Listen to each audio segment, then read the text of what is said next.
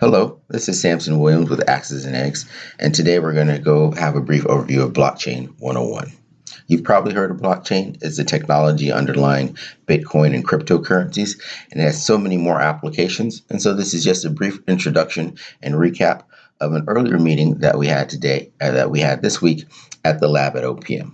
So the Office of Personnel Management, they're HR for all of the federal government. They have a lab that does really great innovative things around human-centered design. And as part of that, they invited us to give a Blockchain 101 to their federal partners and colleagues. And this is a summary of that and a visual aid to help everyone who was in attendance answer any questions that they still might have. So let's just jump into it. What is blockchain? It's a set of records or data. A set of records or data is put into a block. Those blocks are then chained together. And so it's actually pretty simple when you think about it. And once these blocks are chained together, that's where you get those blockchains.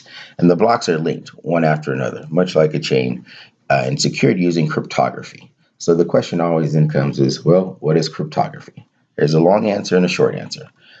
You can push pause on the video and you can read this long answer.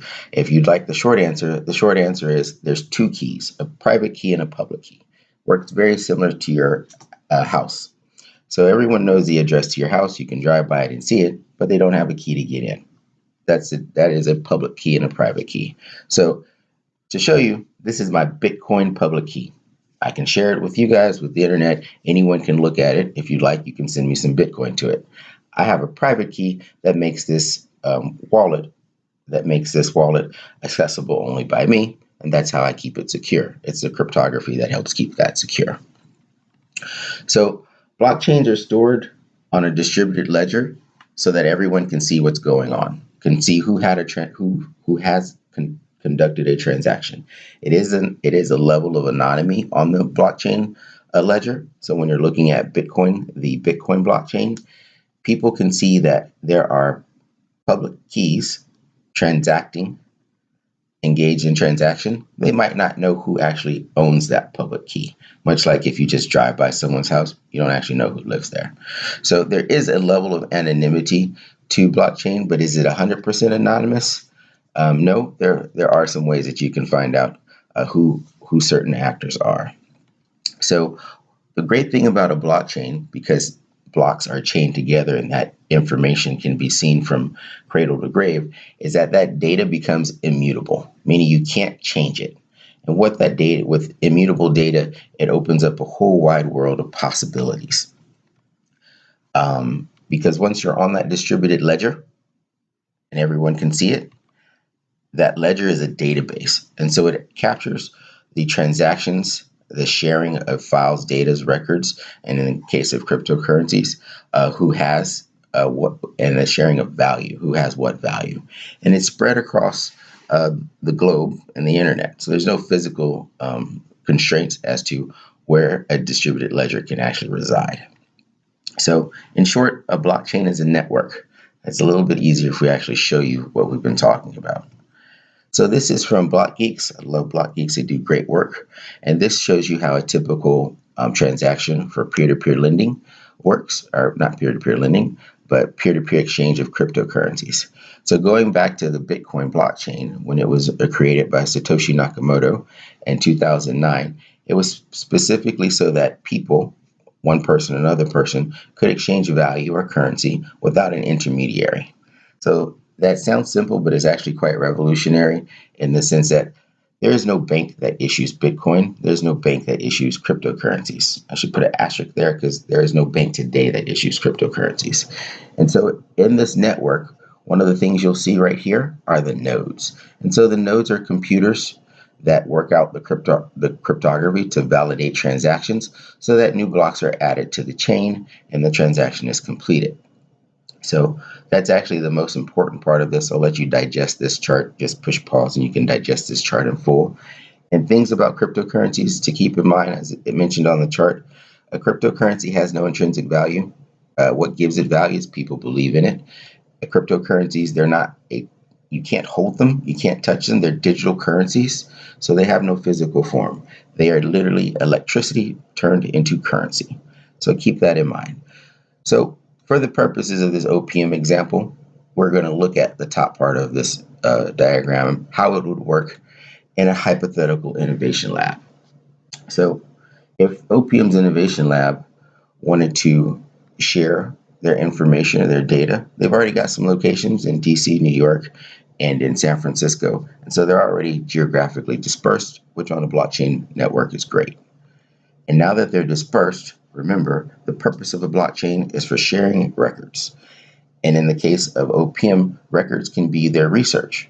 And the reason they might be inclined to share their research on a blockchain is because, one, they want to share it with the state and local and federal agencies, as well as other people internationally, to help them solve their public sector challenges, but also because a blockchain, the way that the data, the records are chained together, it provides that immutable record of provenience. It helps them say, this is who created this is whose work this is. And when you do that, it actually leads to a wide variety of IP protections. And so because researchers, they want to get credit for their work. So that's just that first step into, I can share my work to the world. Everyone knows it's mine. And every time someone accesses it or uses it, I can then track it. And that's really a great tool in the research community.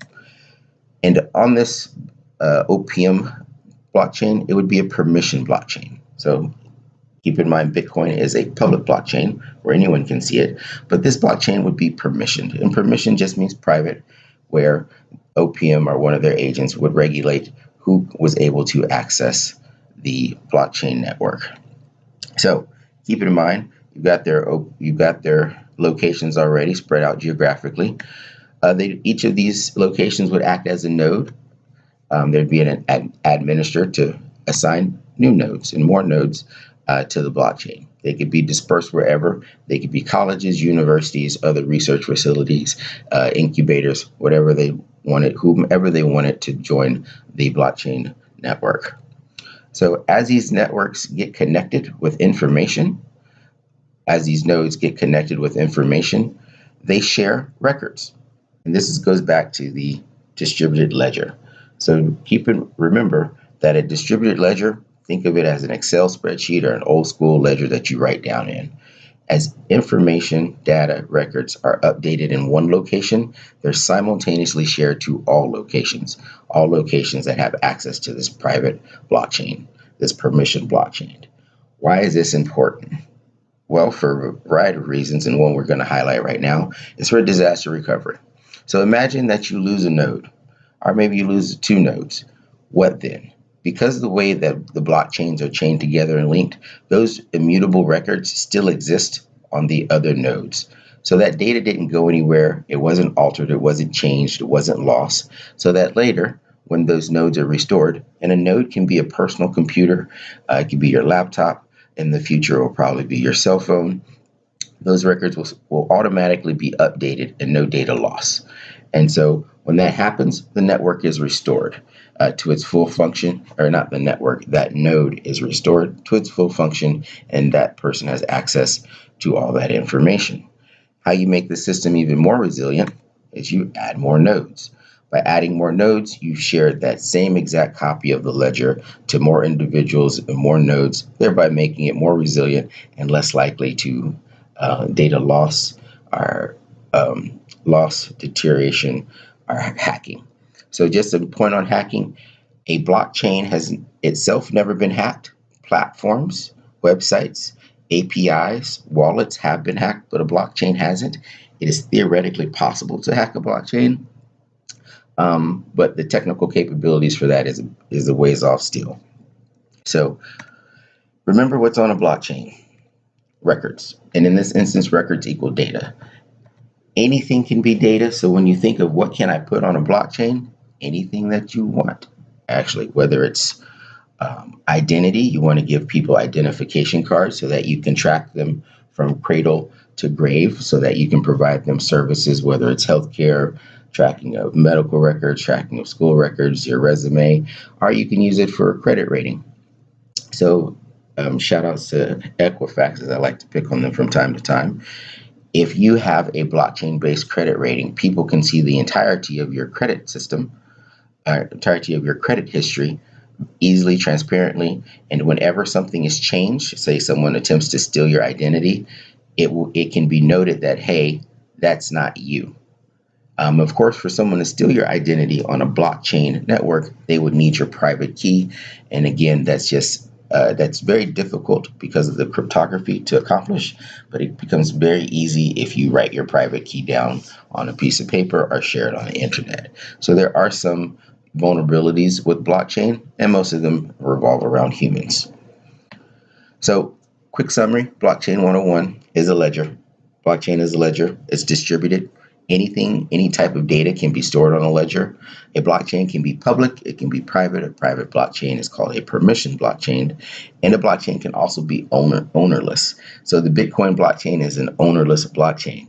This is a revolutionary thing because in the world of currency, today we have banks that issue currency.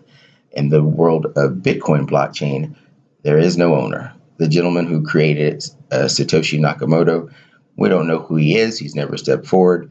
And so it's a bit of a interesting conundrum that our governments who regulate currency find themselves in. And so remember, there's also as many blockchains as there are applications. Sometimes we say the blockchain as though there's only one. There's actually as many blockchains as you can find uses for storing, transferring, and sharing data. We want to conclude that we're reminding people that blockchain is part of digital transformation. And digital transformation is how the Internet of Things, big data, artificial intelligence are affecting how we do business, our way of life, and affecting and will continue to affect even how people interact with each other. But in the future, blockchain will be the infrastructure. It will be no more noteworthy than electricity or the power grid.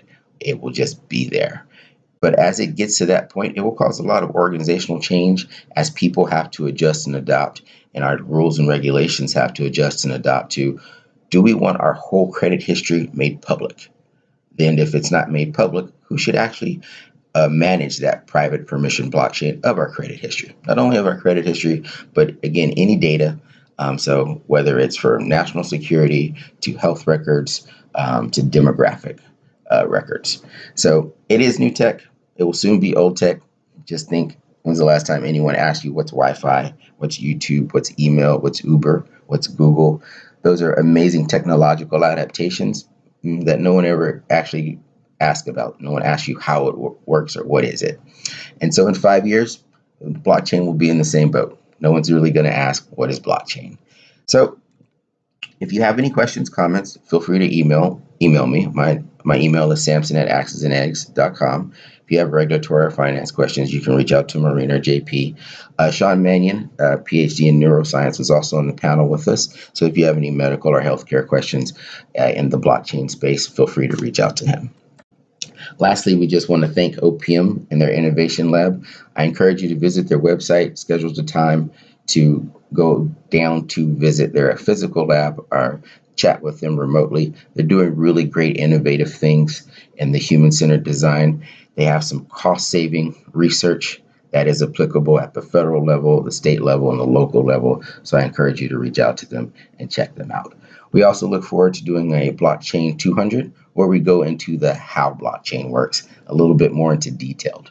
We hope you enjoyed this short presentation. And if you have any questions, remember, just shoot us an email. Have a great day.